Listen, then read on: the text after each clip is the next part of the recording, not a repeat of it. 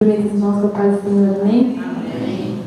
Primeiramente, eu queria parabenizar os aniversariantes do mês de agosto, né? Nós tivemos vários irmãos que fizeram mais um ano de vida. O irmão Júlio, a irmã Maria, a irmã Juliana, o Mateus. Que Deus abençoe a cada um de vocês, né? E nessa oportunidade eu queria falar um pouco, assim, da minha história com o Érico, né? Pastor Érico. Nós já estamos juntos há 19 anos. Né, sendo 13 anos de casados, é uma vida, né? Mas, olhando assim, 19 anos, não pense que a gente é velho, não, hein? É que nós nos conhecemos muito cedo, eu tinha 13 anos, meu esposo tinha 17 para 18 anos, né? Eu queria convidar ele aqui para ficar do meu ladinho. Ficou um pouco nervoso. Nós nos conhecemos e nós namoramos 3 anos. E depois de 3 anos nós ficamos noivos, né? Depois de algum tempo que nós estávamos noivos, meu esposo aceitou Jesus e um pouco tempo depois fui eu, né? E depois de 3 anos de noivado, nós nos casamos. Depois de 3 anos de casados, veio o Lucas, né? A nossa história estava assim, de 3 em 3 anos, né?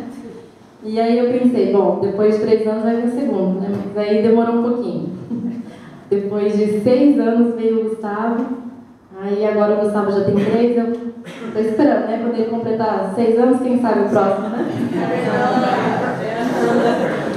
Aleluia!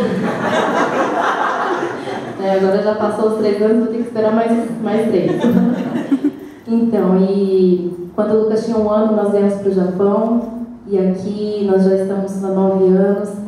E aqui eu tenho visto o crescimento ministerial na vida dele, e eu louvo a Deus pela vida dele.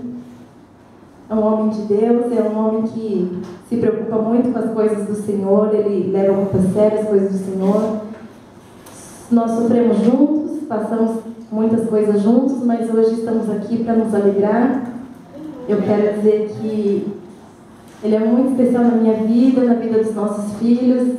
É um esposo maravilhoso, um pai sempre presente. E que Deus abençoe a sua vida. Eu te amo muito.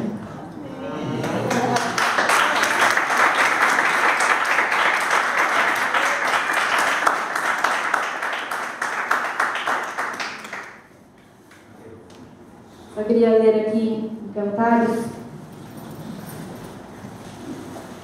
8. Versículo 7, só a parte A que diz: as muitas águas não poderiam apagar esse amor, nem os rios afogar. Amém? Eu agradeço a oportunidade em nome de Jesus.